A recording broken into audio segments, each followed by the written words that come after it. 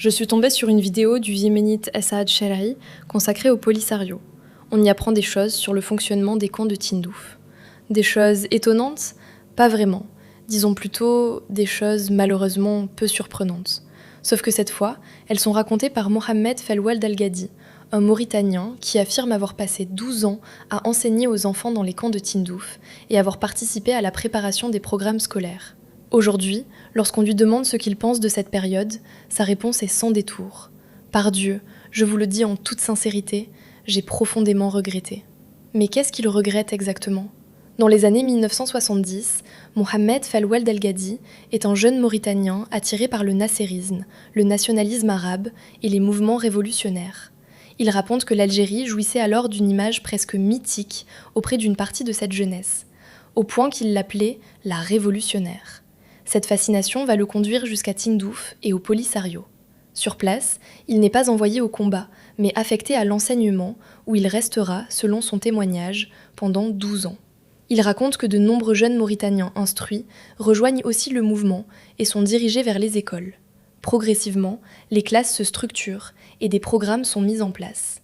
Il explique que, durant la première période, l'enseignement reposait essentiellement sur des programmes algériens. Puis la direction du Polisario décide de créer ses propres programmes, adaptés à ce qu'elle appelle la spécificité sahraoui. Et Mohamed Fall affirme avoir lui-même été membre de la commission chargée de préparer ces programmes. Alors Saad Cherhi lui pose la question : qu'est-ce que vous enseignez aux enfants sur le Maroc ? Selon lui, toutes sortes de propos extrêmement hostiles pouvaient être tenus. Mais quand Saad demande des exemples, il parle surtout de l'histoire.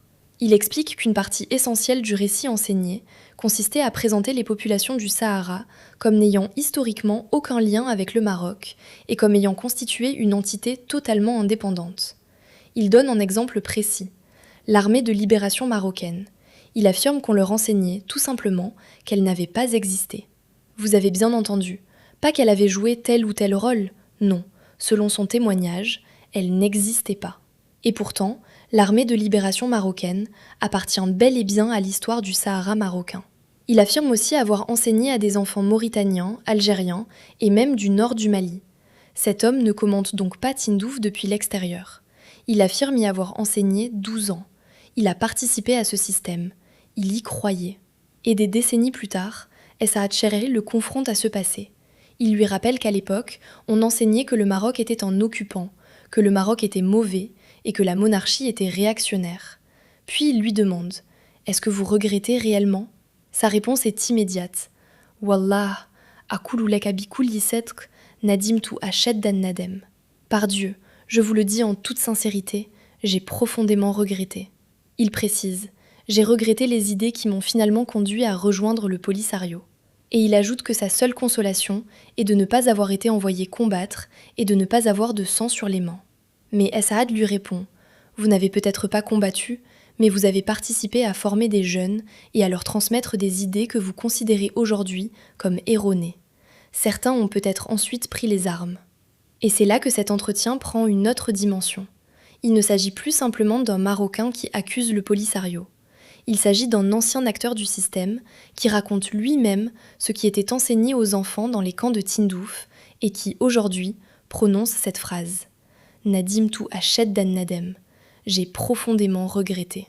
Et il y a peut-être une chose que ceux qui mettaient tout cela en place à l'époque n'avaient pas prévue. Internet, les réseaux sociaux, YouTube. Ils imaginaient peut-être que leur version de l'histoire pourrait être répétée indéfiniment, pendant que les témoins resteraient loin des caméras et des micros. Sauf qu'aujourd'hui, ces témoins peuvent parler directement, en son, en images, devant millions de personnes.